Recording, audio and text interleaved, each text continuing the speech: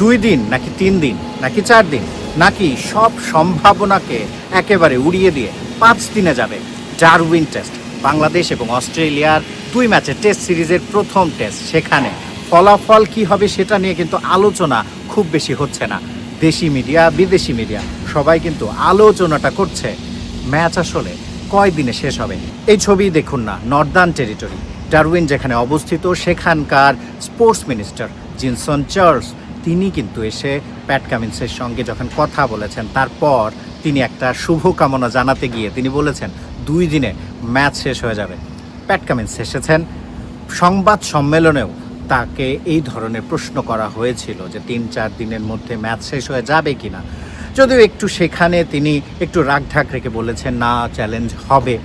তবে যখন এই প্রশ্নটা নাজমুল হোসেন শান্ত, টাইগারদের টেস্ট ক্যাপ্টেন, তাকে জিজ্ঞেস করা হয়েছে, তখন তিনি বলেছেন সেরকম হওয়ার সম্ভাবনা নেই।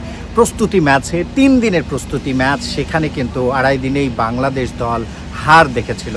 দ্বিতীয় ইনিংসে লজ্জাজনক একটা স্কোর বোর্ডই বলা যায়, 54 রানে অল আউট হতে হয়েছিল বাংলাদেশ দলকে। সেই একই পরিণাম কি ডারউইন টেস্টেও হবে? তেমন প্রশ্নটা এসেছিল নাজমুল হোসেন শান্তর সামনে।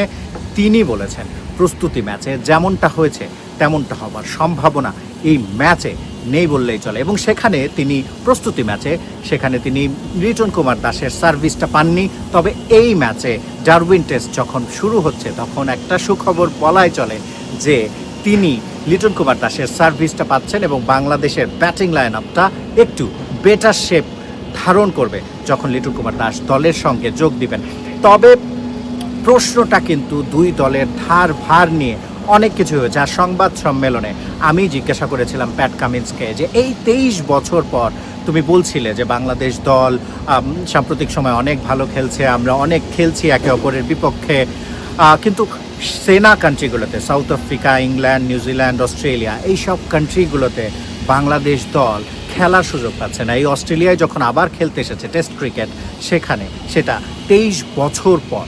এটাকে তুমি শেম হিসাবে মনে করো কিনা? Do you think this is a shame?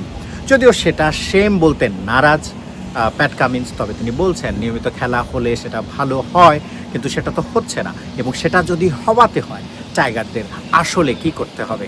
সেটা হওয়াতে গেলে 23 বছর আগে ডারউইন টেস্ট বা কেয়ার্নস টেস্টে বাংলাদেশ দল যেমন পারফর্ম করেছিল সেরকম পারফরমেন্স অবশ্যই করা যাবে না।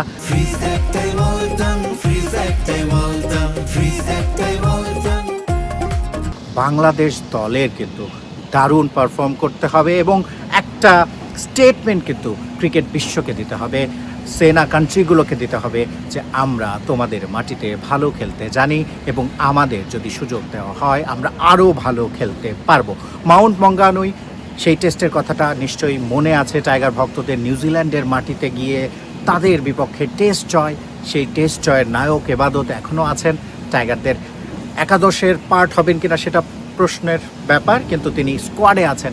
তিনি নিজের ব্যক্তিগত ছুটি না নিয়ে তিনি কিন্তু চলে এসেছেন, ইউরোপ থেকে এসেছেন এবং তাকে নিয়ে প্রশ্ন ছিল অস্ট্রেলিয়ান মিডিয়ার। সেটাতে নাজমুল হোসেন শান্ত বলেছেন যে তিনি এবাদতকে নিয়ে বেশ খুশি এবং টাইগারদের পেস আক্রমণ নিয়েও খুশি। নাহিদ রানার কথাটা এসেছিল, সেখানে কিন্তু আমি জিজ্ঞেস করেছিলাম যে তার নাহিদ রানার প্রতি, যেহেতু তিনি একজন পেসার প্যাট কামিন্স, তো নাহিদ রানার জন্য কোনো মেসেজ আছে কিনা। তিনি বলেছেন না, ওরকম কোনো মেসেজ নেই, কোনো বার্তা তিনি দিতে চাননি, দিতে চাইবেন বা কেন।